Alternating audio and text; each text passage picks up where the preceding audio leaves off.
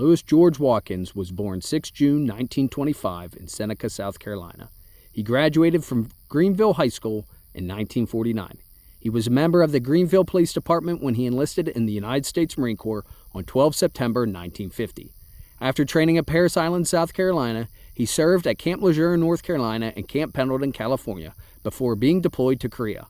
On 7 October 1952, Sergeant Watkins' platoon was assigned to retake an outpost from the enemy.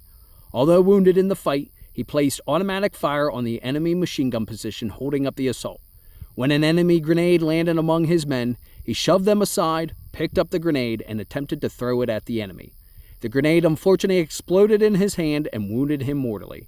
He sacrificed his life to save the lives of fellow Marines under his command and took to contribute to the success of his unit's mission during the First Battle of the Hook in the Korean War.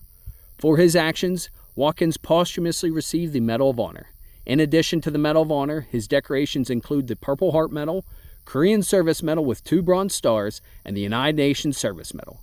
His parents, Mr. and Mrs. Fred Watkins of Seneca, South Carolina, received notification that their son had been awarded the nation's highest decoration in a letter from Commandant of the Marine Corps, General Lemuel Cornick Shepard, Jr. The Watkins family later donated the medal to the Patriots Hall Veterans Museum in Walhalla, South Carolina.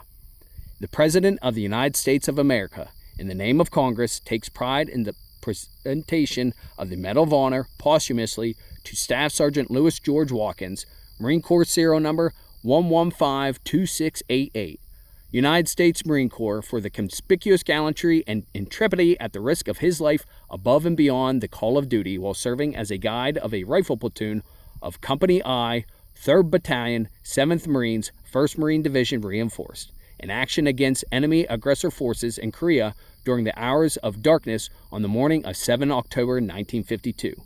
With his platoon assigned the mission of retaking an outpost which had been overrun by the enemy earlier in the night, Staff Sergeant Watkins skillfully led his unit in the assault up the designated hill.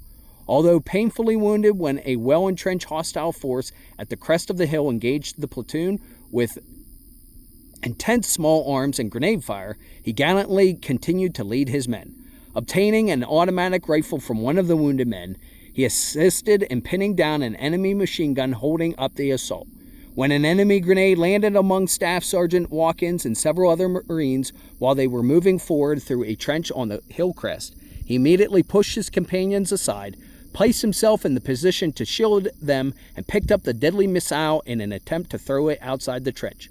Mortally wounded when the grenade exploded in his hand, Staff Sergeant Watkins, by his great personal valor in the face of almost certain death, saved the lives of several of his comrades and contributed to the materiality and the success of the mission.